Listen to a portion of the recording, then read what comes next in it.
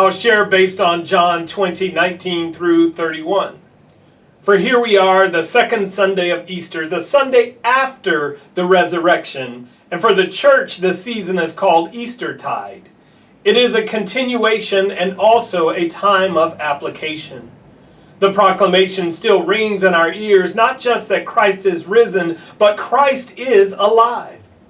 When we move beyond the resurrection, we move away from the crucifixion, and the further we depart from the crucifixion, the more distant we can become from Jesus' life and his teachings. So we hold all of it together. We hold his life, his teachings, his death, and his resurrection together with his current expression and presence among us. So could that be what Thomas struggled with in the text? Could it be that hearing that someone who had died was suddenly walking and talking again was too much to just believe? I mean, think about it. They could have been so grief-stricken after all that had happened that they were in denial, and as an effect of groupthink, they all believed they saw and heard Jesus because they wanted to see and hear him say, "Peace be with you." But he said it. And he showed them his hands and his side so they would begin to see and know that it was him. And he said to them again, "Peace be with you. As the Father has sent me, so I send you." Whoa, wait a minute. He just died. We saw it. We were told. You are no longer in the tomb where you were laid to rest, but now you are here. See, every year I have to pry Thomas from the death grip that the church has placed upon him. I mean, we laughingly refer to him or call him Doubting Thomas, as if we don't ever require tangible proof of anything, as if we believe everything people tell us, as if we trust the words of a grieving crowd to be accurate, as if we just accept that all people do exactly what they say they are going to do all the time, as if no one has ever led us astray, as if we have never fallen for the old okey doke, as if we would have just shouted for glory and broke out in a holy dance because Jesus was suddenly proclaimed to be alive. Well, Thomas was the realist in the group. Thomas was the one willing to name his reality so he could get truth in a way that aligned with his understanding. See, some of us were told certain biblical or spiritual truths as children, and we have yet to question or examine much of it out of fear of God knows what. I'm not sure what. Well, the truth of the matter is an unexamined faith is no faith at all. It's a carbon copy at best, or at worst, a borrowed faith. It's not authentically yours if you don't understand how you came to believe what you believe. If you have just been a receptacle for pastors and parents without doing your own reading, meditating, and studying on the Word and finding your own ways to express what you've learned. If you've not found ways to apply or to question what you believe, then do you really believe it at all? Yeah, Jesus is not dead. Christ is alive. That's what they told Thomas. And we give him a bad rap because he had the nerve to say, "Unless I see the mark of the nails in his hands and put my finger in the mark of the nails and my hand in his side, I will not believe." What was placed on Thomas and all those who were not in that room was a tall order. But here's the news flash. You weren't in that room either.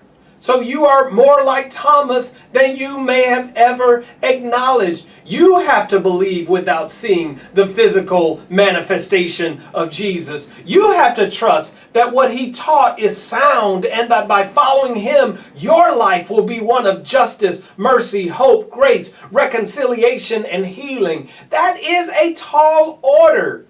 And it is this confession and belief upon which our faith rests. That with our mouths we confess that Jesus is Lord, and with our hearts we believe that God raised him from the dead.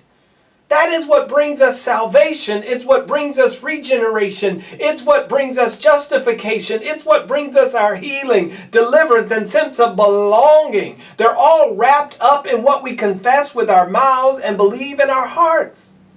Yes, Thomas made a confession that day. He named his limitations, and that's a lesson in faith. Number one, name your limitations. Be clear about how far you are willing and able to go right now. This is not about what you will never, ever do, believe, or accept. But how much can you believe now? How much faith can you exercise right now? A second lesson in faith is you have to name what you need.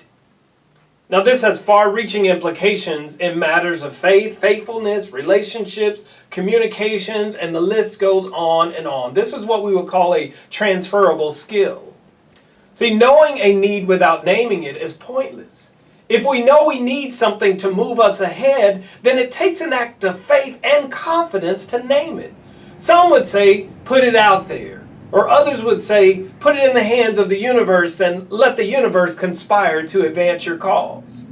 See, when we know we have a need and we do not name it, but we expect others to instinctively know or guess what it is, we do damage to ourselves and to those for whom we have made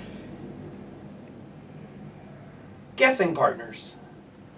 People we've invited into our own little guessing game. See, Thomas knew his limitation and he named what he needed. Which brings me to a third lesson in faith. Remain with the faithful until your faith is fulfilled. This is not about going to church or showing up so folks believe you're more committed or faithful than you are. And right now you can't go to church anyway.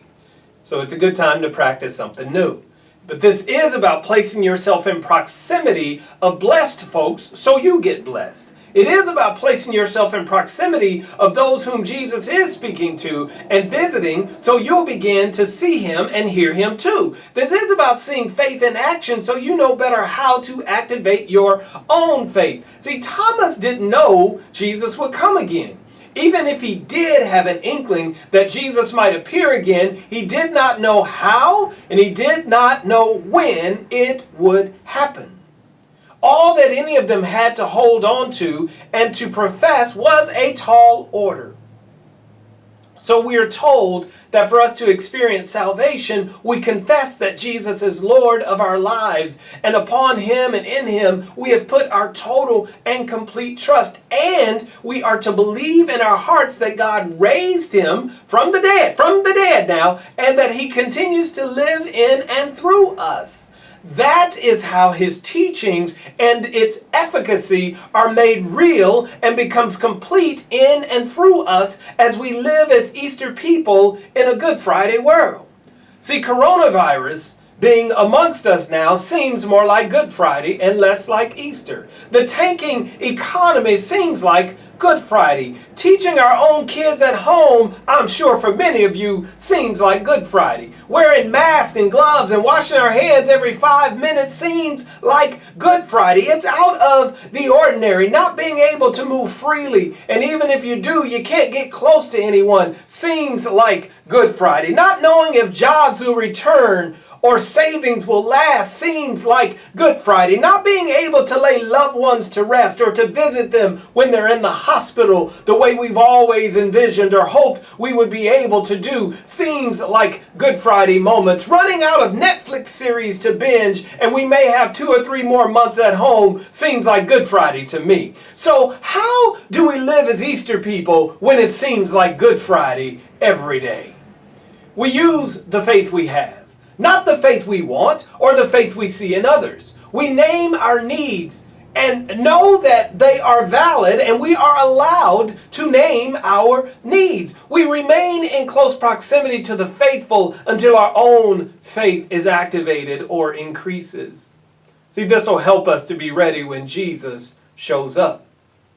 You know, I've said it before, so I'll say it again. You don't know how he's coming. But he may have to come through some walls to get to you. He may have to come through your walls of doubt. to get you to believe. He may have to come through your walls of complacency to get you to move. He may have to come through your walls of discontentment to get you some clarity. He may have to come through your walls of unforgiveness to release you so you can release others. He may have to come through your walls of brokenness, of broken promises and shattered dreams to restore your hope. He may have to come through your walls of depression to bring you some joy that is unspeakable, beloved, and full of nothing but glory. A joy that will sustain you when you have closed yourself off from believing in Him or from believing in yourself. Joy that will feed you and give you an everlasting water so you'll never hunger and you'll never thirst again. Joy that will hold your head up when life tries to knock it down over and over again. Joy that puts a smile on your face when all you want to do is cry. Joy that causes you to put one foot in front of the other and walk away from a bad situation even though you fear for your life. Joy that says, I am a child of God no matter what others may think about me and no matter what others may call me. No man shall not hinder me. Joy, yes, a joy that comes when you get what you need from the Lord. Joy that comes when you open yourself up. Use the faith you have to live into the faith God has in store for you. Yes, beloved, Thomas comes to us yet again this year to teach us some lessons of faith.